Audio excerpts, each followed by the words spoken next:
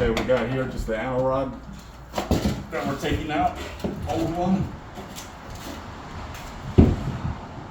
You can kind of see the difference.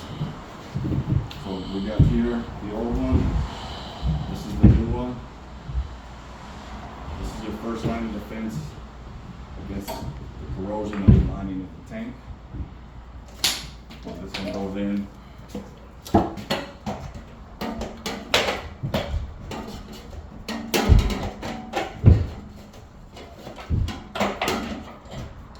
Just like so. We'll put some Teflon and some pipe dope on there. Close that up. Good as new.